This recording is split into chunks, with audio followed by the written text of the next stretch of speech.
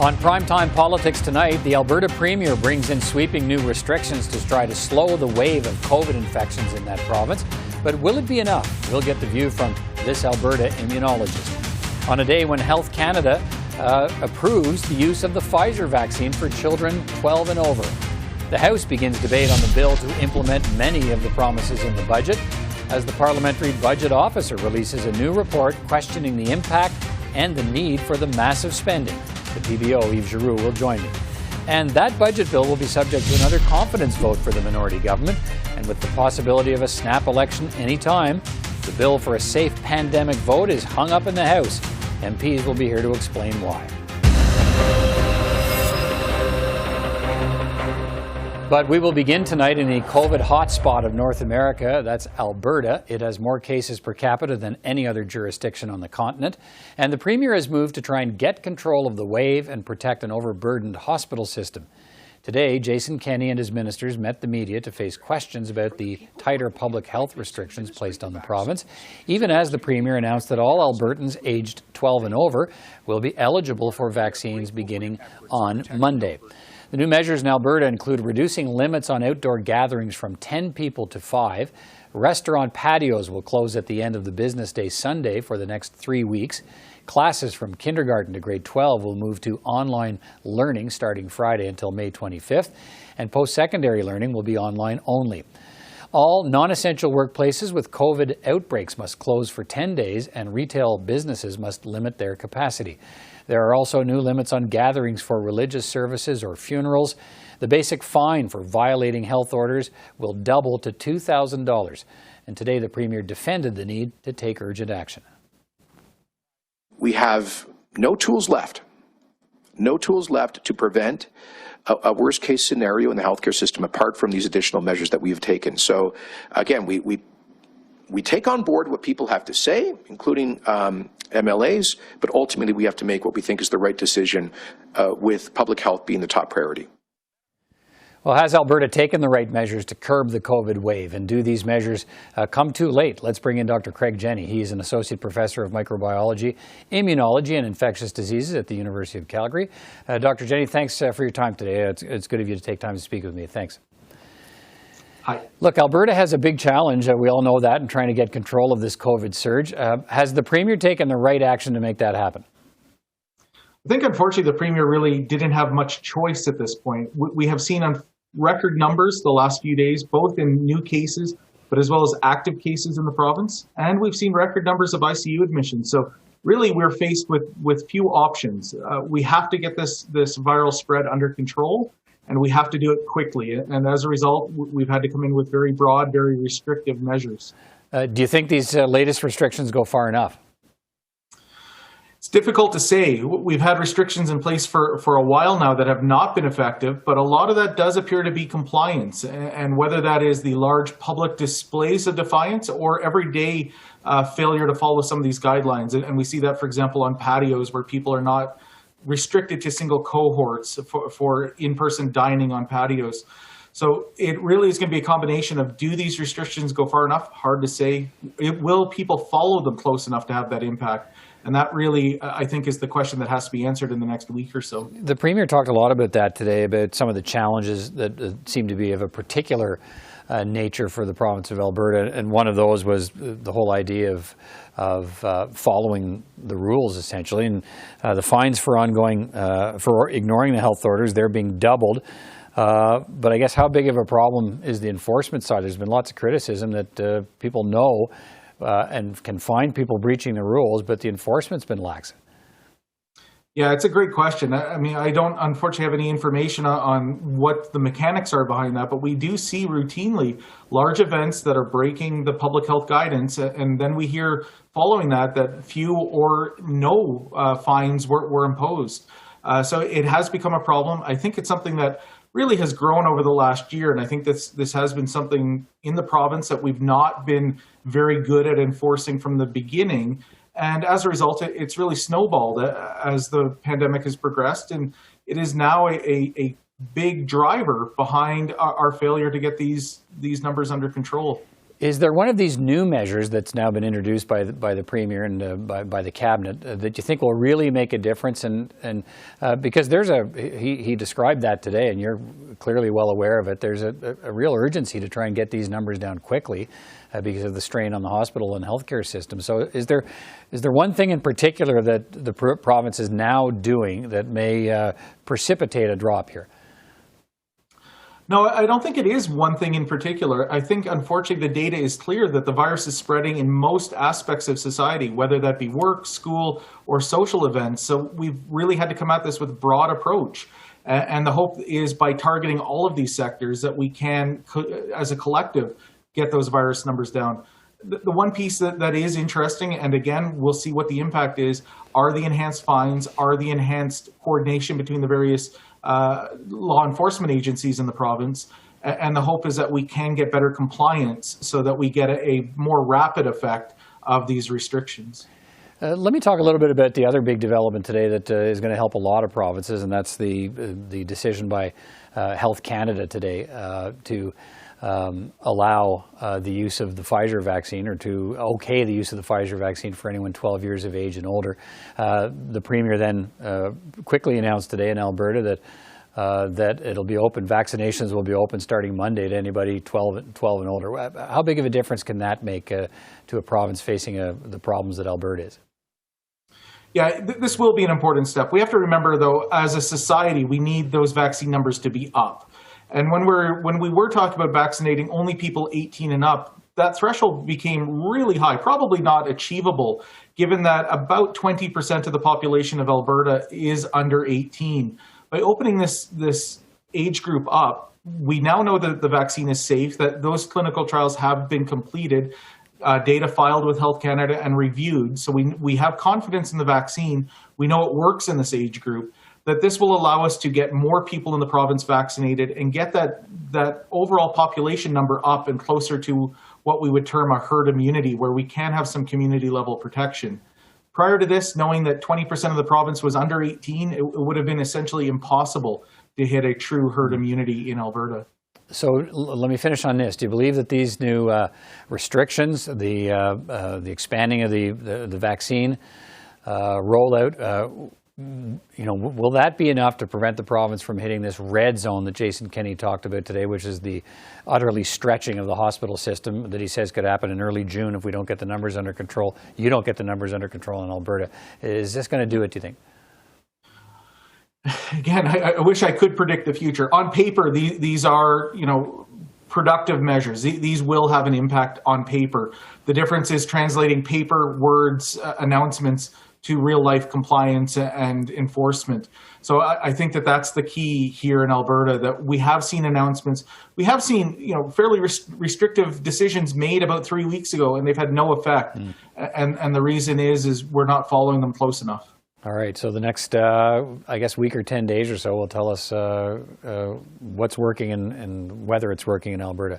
Craig, Jenne, always good to talk to you. Thanks for your time today. You're welcome. Take care. Two important vaccine updates to report today. 2 more deaths related to extremely rare reactions from the AstraZeneca vaccine. Those deaths have been reported in Canada today. 2 more. An Alberta woman in her 50s developed blood clots after receiving the vaccine, and a person in their 60s in New Brunswick has also died after experiencing blood clots after getting the AstraZeneca vaccine. And Canada has become the first country to approve the Pfizer vaccine for children 12 years of age and older. Now it will be up to the provinces to decide when to begin vaccinating younger people to combat any COVID transmission in schools or in community settings. Already heard Alberta is going to start that on Monday. And the decision will help Canada get closer to herd immunity. Health Canada made the decision after reviewing clinical trials in the United States that found the vaccine is 100% effective in children between the ages of 12 and 15. Since the beginning of the pandemic, approximately 20% of cases of COVID-19 in Canada have been reported in people under the age of 19. While younger people are less likely to experience serious cases of COVID-19, having access to a safe and effective vaccine will help control the disease's spread to their families and friends, some of whom may be at higher risk of complications. It'll also support the return to a more normal life for our children, who have had such a hard time over the past year. Well, members of Parliament began the debate today on the bill to implement key measures in last month's budget. The omnibus bill includes a $15 minimum wage, changes to COVID emergency aid programs, and even changes to the Elections Act. This bill will also be subject to a confidence vote in the Commons, so the minority Liberal government needs the support of at least one opposition party to avoid defeat and a snap election. This budget, Madam Speaker, meets three fundamental challenges. First, we must conquer COVID. That means buying vaccines and supporting provincial and territorial healthcare systems. It means enforcing quarantine rules at the border and within the country. It means providing Canadians and Canadian businesses with the support they need to get through these final lockdowns. Second, we must punch our way out of the COVID recession. That means ensuring lost jobs are recovered as swiftly as possible and hard-hit businesses rebound quickly.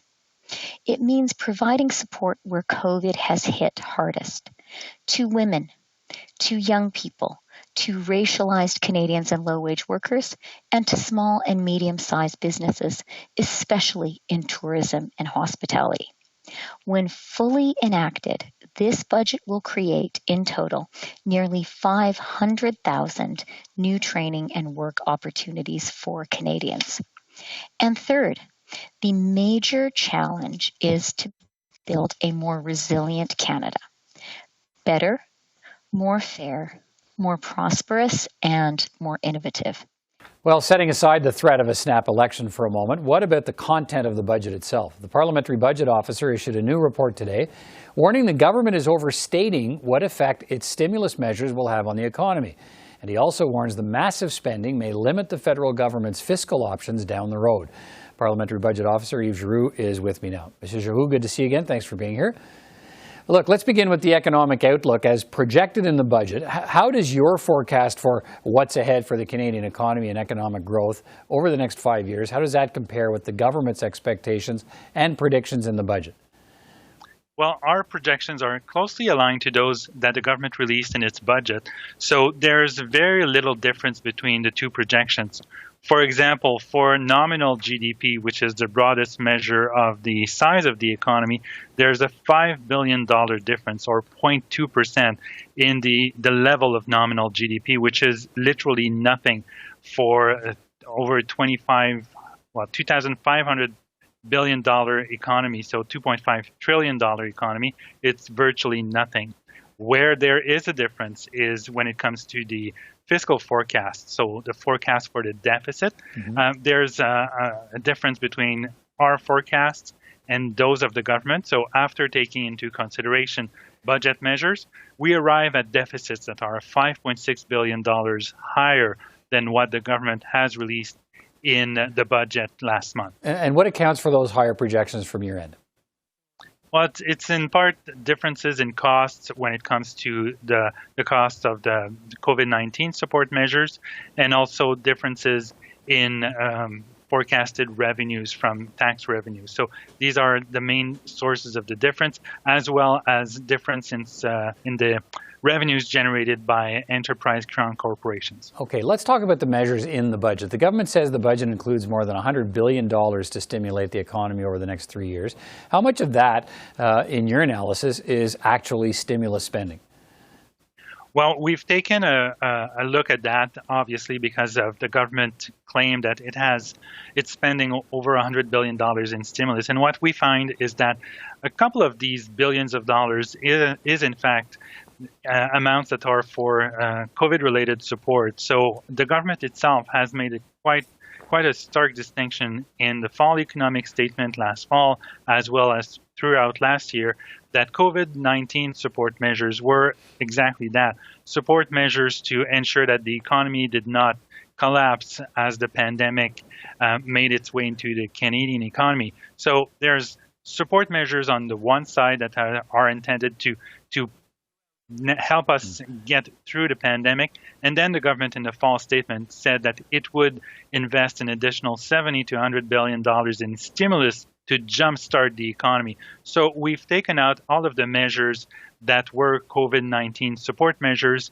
and we've limited ourselves to a 3-year window, which the government said it would target in the fall statement to spend that money and invest that money to jumpstart the economy. So taking out COVID-19 measures, we arrive at $69 billion that could be considered stimulus measures over the 3-year horizon, this year and the next 2 years. Okay, the finance minister says that stimulus in the budget will boost economic growth by 2% a year and create 334,000 jobs. Your analysis brings you to a different conclusion. What is it? Well, we conclude that the stimulus measures will increase GDP by 1% and will create a more humble 74 to 90,000 jobs over that 3-year horizon. So less than a third of what the government predicted in the budget. Exactly, because a good part of the stimulus that the government considers stimulus was announced before the budget last fall. In fact, some of it is clearly not stimulus, as I just mentioned, and so these measures would all have been taken into account before the budget by private sector economists, on whom the government relies to get its economic projections. So you announced something way before the budget in the fall of 2020.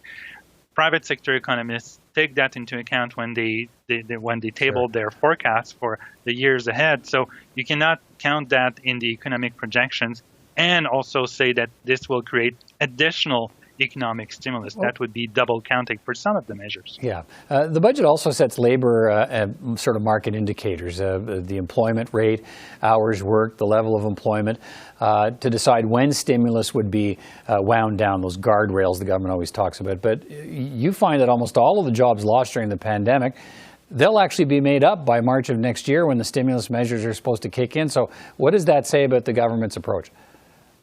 Well, the government had indicated in its fall statement that it would use guardrails to guide itself as to when the stimulus measures should be wound down.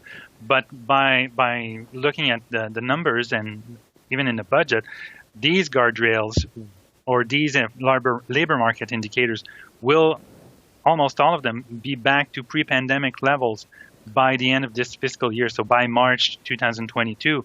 Which will be the first year of the stimulus measures. So that suggests, as I've been saying before, that the economic stimulus might be too much and might be too late. So 1 year of economic stimulus might be sufficient to return to pre-pandemic levels of employment or labor market indicators if the goal is solely to return to pre-pandemic labor market indicators. If the goal is to implement new policies, that's totally different. But if you're looking at stimulus for the labor market, 1 year should be sufficient. All right.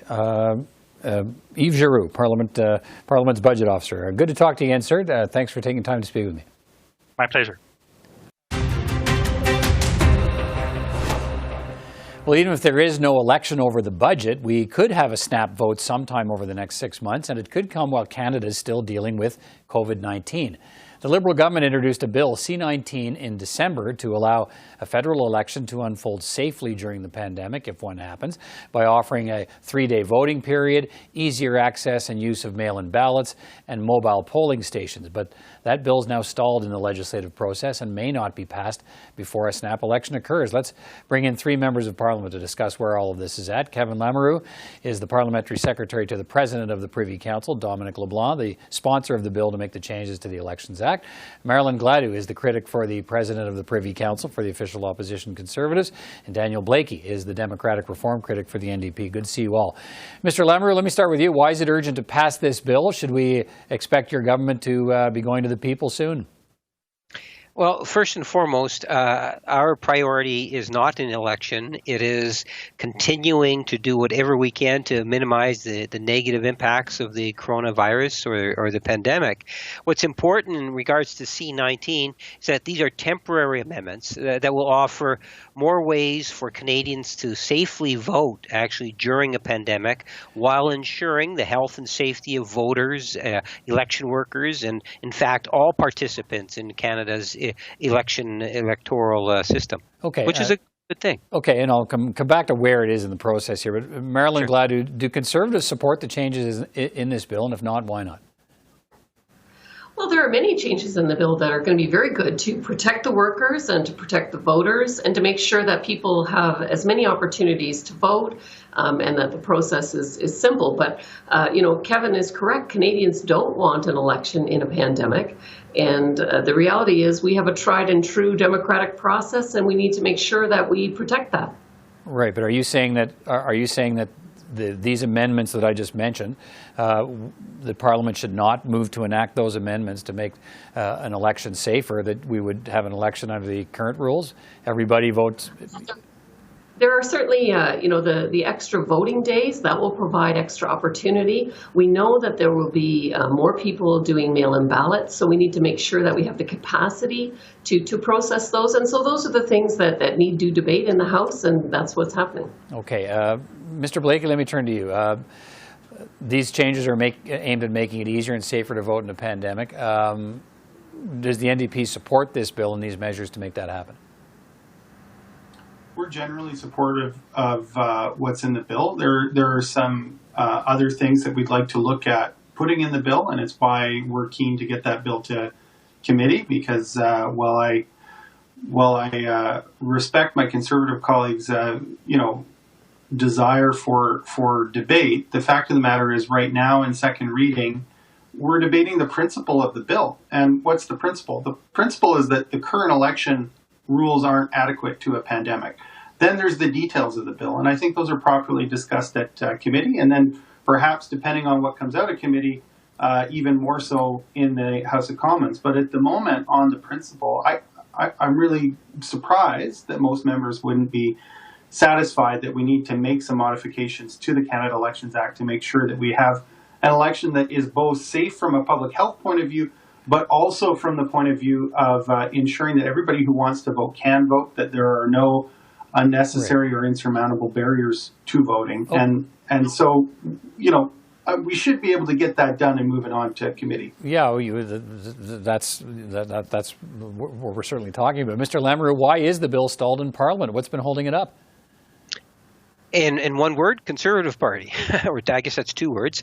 At the end of the day, the government has attempted on a few occasions to get it through. We have to recognize that there's a finite amount of time on the floor of the House of Commons during second reading. We have seen, some filibuster or frustration that has taken place. No indication at all from the Conservatives how long they would like to speak to the legislation. I think the principle is very positive, and the minister has gone out of his way to opposition members to say, look, let's get it to committee, let's talk about it, open to changes and so forth. We need to get it out of second reading. So let me move to Marilyn Gladu. Let me come back. If you support in principle what the bill is trying to do, are you on board with trying to get it through the process as quickly as possible so that we do have a snap election? These changes to the Elections Act would be in place. Where are Conservatives on that? Absolutely, Peter. But what the Parliamentary Secretary has just said is absolutely not the case. The government is in control of the schedule in the House. They've scheduled this bill 4 times and then withdrawn it from the schedule. I know because I was scheduled to speak. We've had one Conservative speaker out of 120 of us that's had an opportunity to talk about the things that we like and the things that we don't like about this bill. How many Conservatives do you think will be speaking on it? Can you tell us that? How many want to speak on it? I've had 17 express interest, but certainly we're willing to work with the government on this to get it across. But it's going to a committee. Keep in mind, it's been filibustering for 40 hours because of the Liberals' desire to cover up, why they prorogued Parliament over the WE scandal. That's Mr. Blaikie. That's a fair point, I suppose. I mean, if speed is of the essence here, even if you do get it to committee, it's supposed to go to a committee that right now has been 40 hours of filibustering over the reasons why the government prorogued last summer. So is this thing doomed? Well, having taken in almost all of those 40 some odd hours of the filibuster, the Procedure and House Affairs Committee, I can say it is indeed very frustrating. But typically when legislation is sent to committee, it takes priority. So that might actually, offer a welcome break. I don't think this legislation is doomed at all, but we do need to find a way to move it forward. We're certainly open to discussing options around having, more sitting time in order to be able to do this. But I think it's at the point, frankly, where the parties need to sit down and come up with a plan. And so if we can only debate C-19 by having some evening sittings or a weekend sitting or something, everybody should be putting their cards on the table, say who wants to speak, how much time we think is reasonable in order to get it to committee. Because the idea that we could end up falling into an election and not have adapted our election rules for a pandemic is just ridiculous, frankly. And I think, Canadians should be disappointed. If they're not, they should be. I think they are, that we can't get our act together on this. This is it's time to be an adult in the room and get this done. Mr. Lamoureux, notwithstanding, so is it a scheduling issue? Is it parliamentarians don't necessarily want to agree with shortening the amount of time they have for debate on issues such as this. So is this a logistical problem in your mind, or do you think, are you suggesting Conservatives don't want the legislation to pass and they're actively trying to block it? I do believe that they're actively trying to block it. Like when Gladys makes reference to the fact, well, we've called it and we've withdrawn it. Well, we have called it. I remember one day I was there sitting ready to be able to speak, and as opposed to the bill being called, the Conservatives move a motion of concurrence on our report, which killed the day in terms of being able to debate Bill C-19.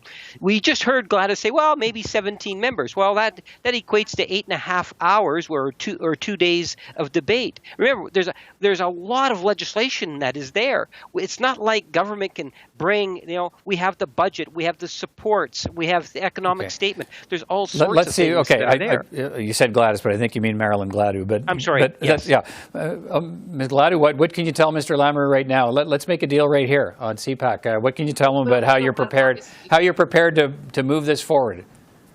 Obviously, it's on the docket for debate tomorrow and Monday. Mm-hmm. We'll certainly put up our speakers. But keep in mind, the government was in a rush to introduce this in December. And then they didn't bring it forward for debate until the end of February for the first time, and then withdrew it. So, certainly we're willing to work with them, and we're willing to come to a compromise, because we do want to make sure that we protect the workers and the people that are voting in the election. And so we'll move forward and see how it goes on Monday. Okay, last 30 seconds to you, Mr. Blaikie. How does this get fixed? Well, look, it took us from June to October to get a study at PROC on pandemic elections. Once we got it underway, the conversation around the table was pretty good. We had a lot of all-party recommendations. I just think, you can either be focused on blame or you can be focused on solutions. The time has come to get focused on a solution on this. When it comes to election law changes, all parties really should be at the table. So we should be sitting down and figuring out a plan for how to move this forward. And I think it's just incredibly disappointing that we haven't been able to do that yet. We'll continue to watch how all this unfolds. Thanks to all of you for your time tonight. Appreciate it. Thank you. Thank you. Thanks. And that is all the time we have for this edition of Primetime Politics. I'm Peter Van Dusen from all of us here at CPAC. Thanks again for watching. Until next time, take care.